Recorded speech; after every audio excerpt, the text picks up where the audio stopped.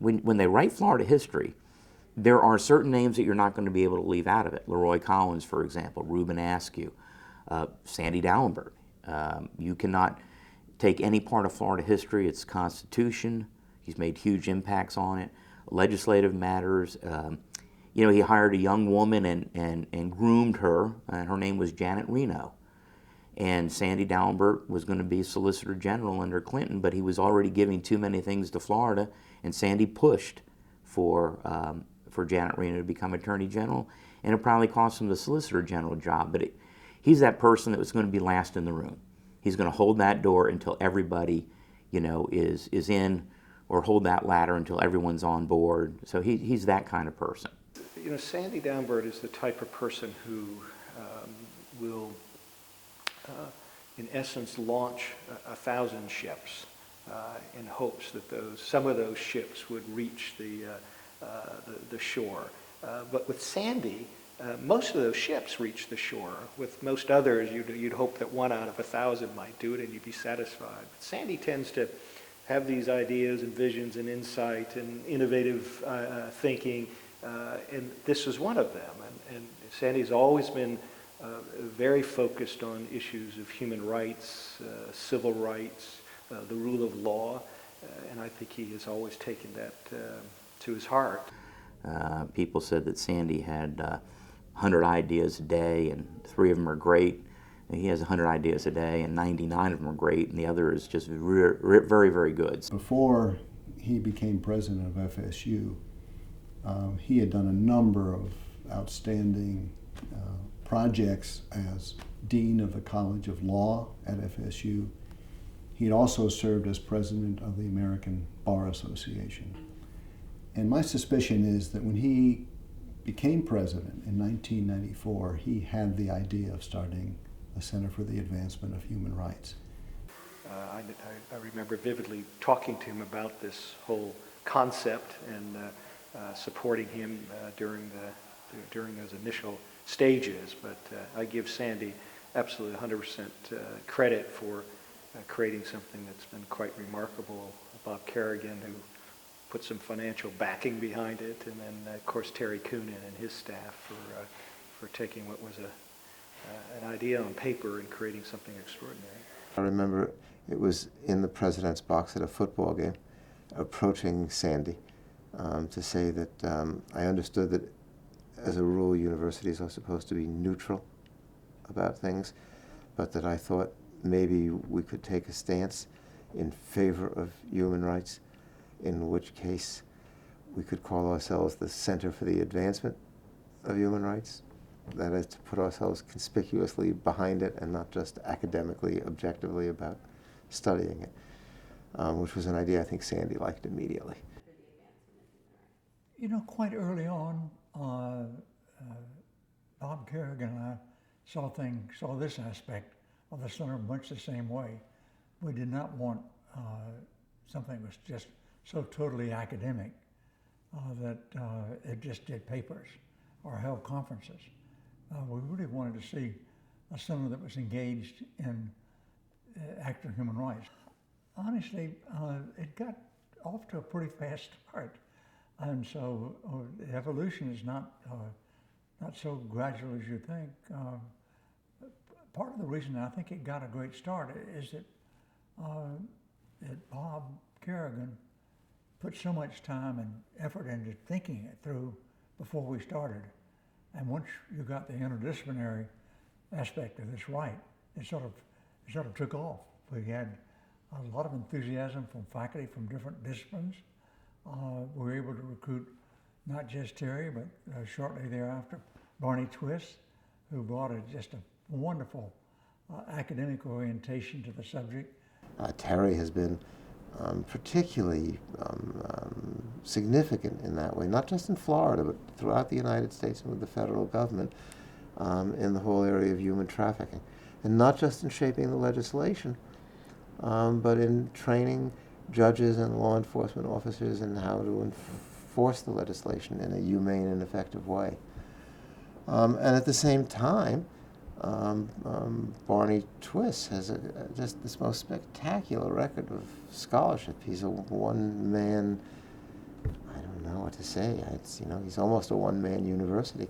He's turning out books and articles faster than many of his colleagues can read.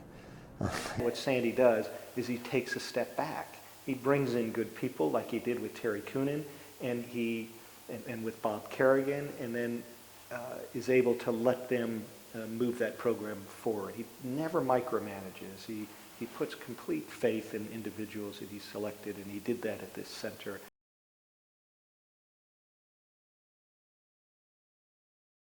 He's got a little core team around him, Terry is one of them, that any project that Sandy wants to work on, he puts his core team together and then he brings in the best and the brightest that can help out on the particular project.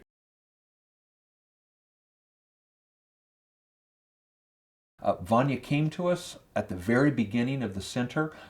Vanya immediately brought order and structure to the center. She has actually been literally the hands, the open door of the FSU Human Rights Center, has done phenomenal victim-based work.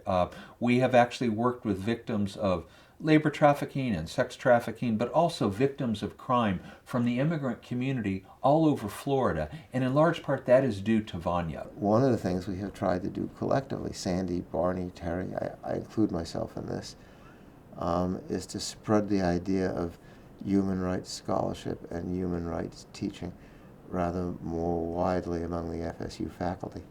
This has also always been one of the missions of the center.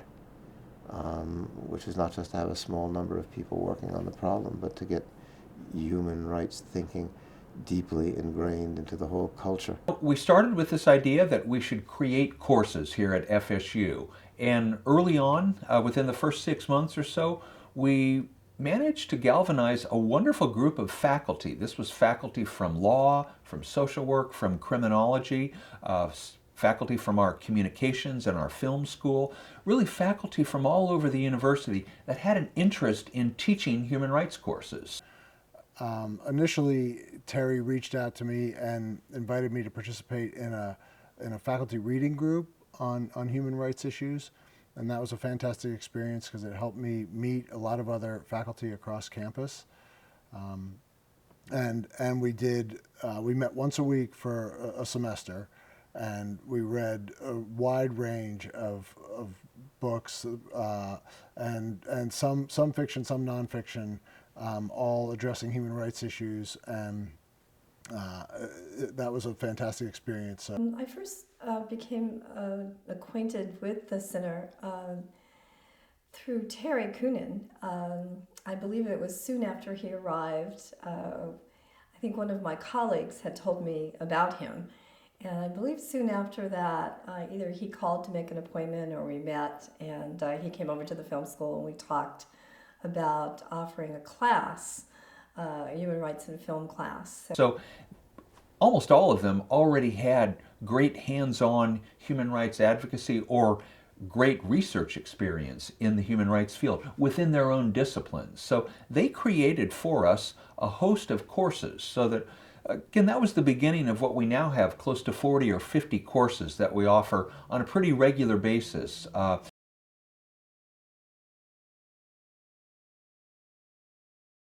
Terry has been particularly significant in that way, not just in Florida, but throughout the United States and with the federal government in the whole area of human trafficking. And not just in shaping the legislation, but in training judges and law enforcement officers in how to enforce the legislation in a humane and effective way.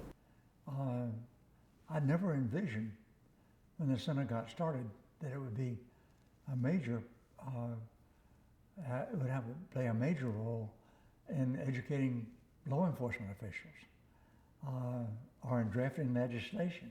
So what we wanted to do was to create an agency specific program that was tailored towards our troopers and our investigators. So Professor Kuhn and Terry actually came over and spoke with the executive staff of the Florida Highway Patrol. He was actually gracious enough to go to the academy, and he actually got to train our recruits who are actually attending basic recruit training. So he's done a phenomenal job at actually training not only the members, but training the trainers so that we can actually take what we're learning and actually couple that with our history and our understanding and unique challenges as a primary traffic-oriented agency and come up with a really robust and effective training program. People want to know a lot of times how we're the most successful sheriff's office in the state of Florida, and why we're so strong, because we realize that partnerships are important. It's important to build that, and they're always willing. I mean, they're willing to step up to the plate. Professionally, I think we've discussed a lot about what the center's done for our potential victims of human trafficking. I know we talk about that a lot, but that's one of the major issues here in the area that we involve with human rights. And that also has been very enlightening. There are some areas for my agency where we don't necessarily have a center with those resources and people available. We may not get that picture or that perception about what we're doing. So I think it just broadens my perspective on human rights in general. I think it makes me a better person to be able to understand those things. It's wonderful to have a place like the center where you can go for subject matter experts on issues like reentry, human trafficking, and all sorts of civil rights issues like hate crimes.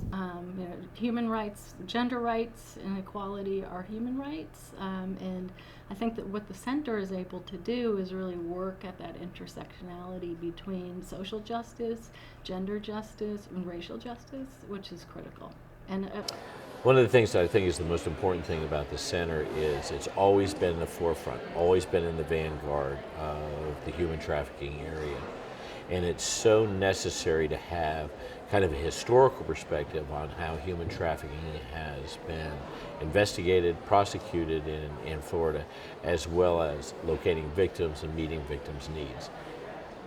It is the place that holds the keys to our future because it understands the past so well.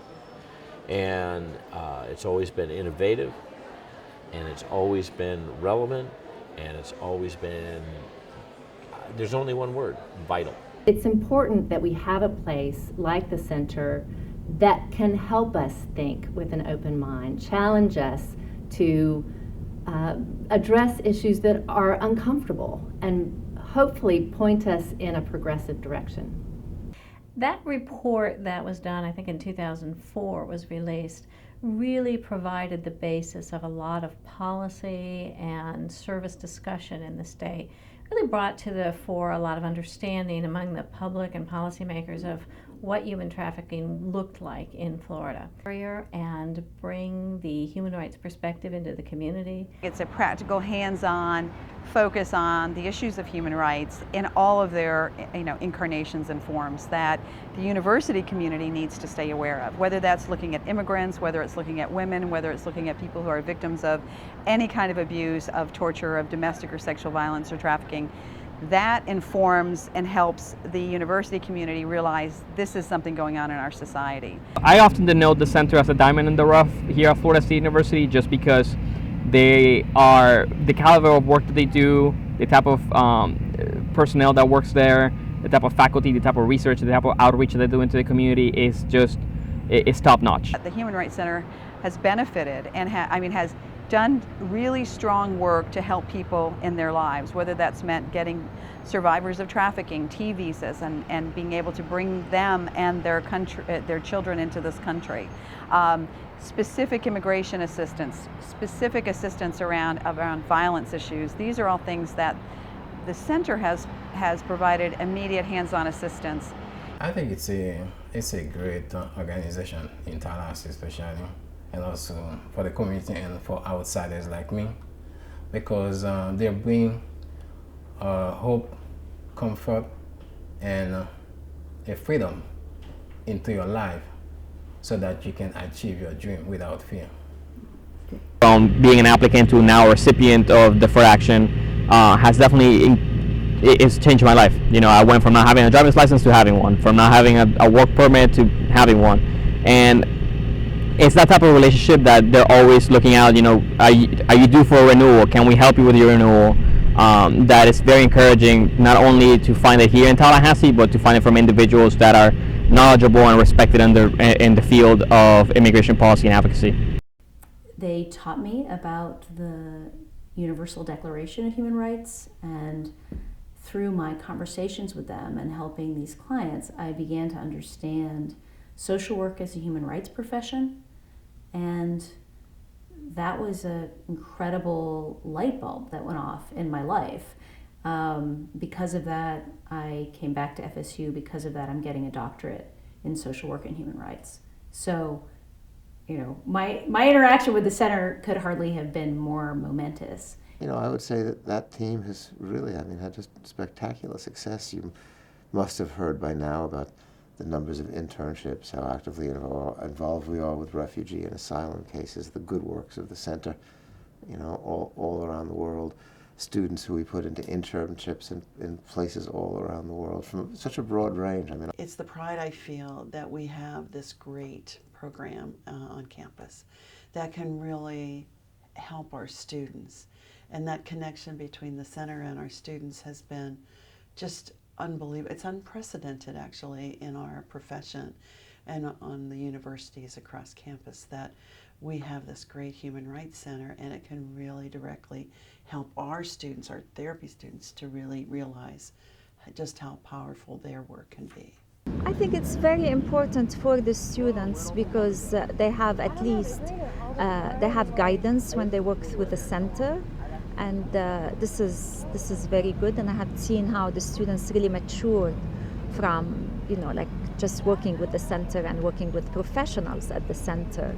But it's also very important that it opened doors for my students. It was really inspirational to see the work that the Lebanese Council, who I was working with, was doing, but also other NGOs. So it was really this moment of realizing what's happening in the Middle East and how much potential there is and how much I want to be a part of that.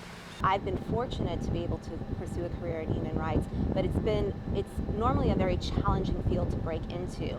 And had I not had the experiences that I had through the center and at the law school, the contacts I was able to make through the center and the law school, I would not be able to be in the position that I am today.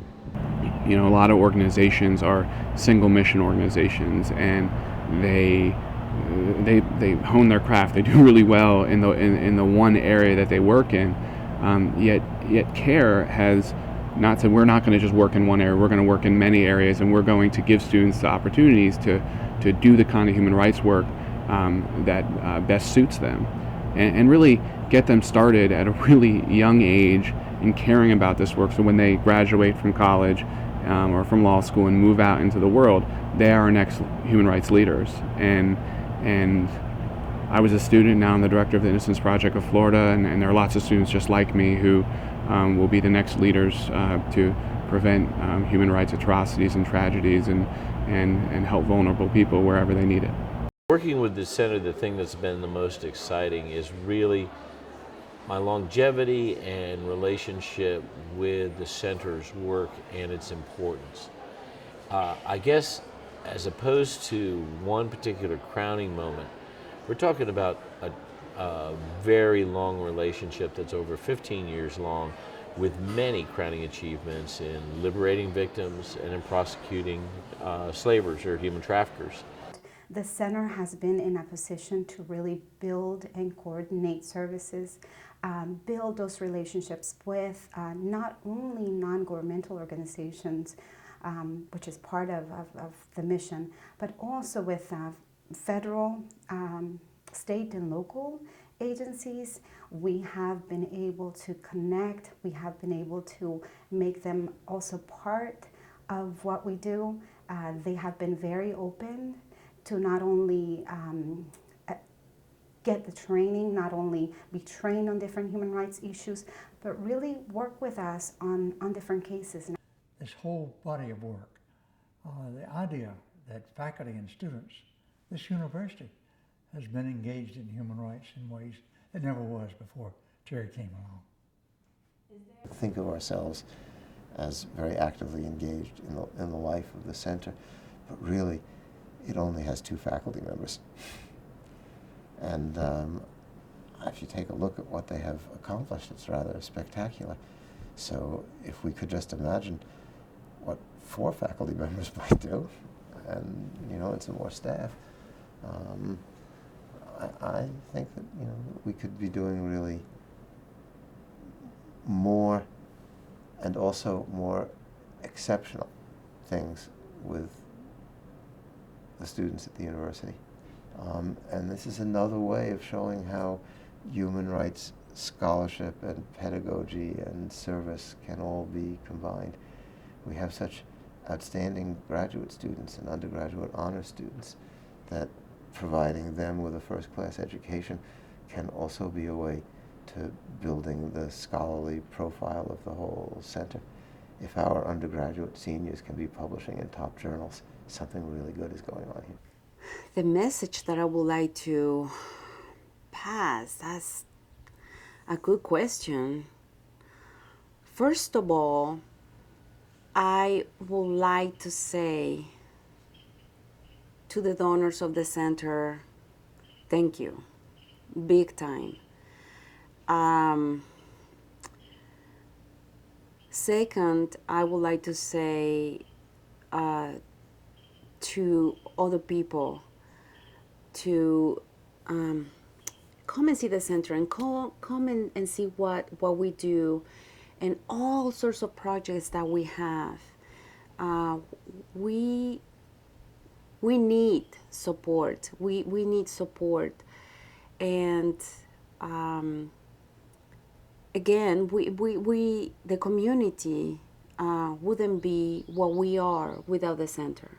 Well, I should actually just say how wonderful it has been to be at FSU with this sort of mission to do human rights work. I had hoped, but I could not have known just how wonderful the faculty would be here, how wonderful the students, not just motivated students, but again, the great worldview that so many of them bring to us, entrepreneurial skills, great skills in social media, and they have brought tremendous gifts to us. And that has actually been what's made FSU and the Human Rights Center such a daily joy to actually just get to work. I also still can't believe that FSU pays me a salary to actually do this on a daily basis, but it's just been a great experience. As someone who's worked in the law field for many years, who's done a great deal of victim-based work, it has been wonderful to find a university that has embraced that vision of how to be a difference maker in the world and how we can then actually make that a part of our educational mission. That it's not just something that we do on a daily basis, but something that we actually get to train future generations of students and future professionals. The wonderful students that come to us that will go on to become difference makers in a host of different disciplines. That's been, I think, the great privilege that we've been given, and it's, I think, also the great challenge for us in the 21st century to figure out how can we continue honoring that vision, how can we give it even greater flesh, greater legs, and how can we actually do even more of what Sandy Dallenbert has dreamed for us.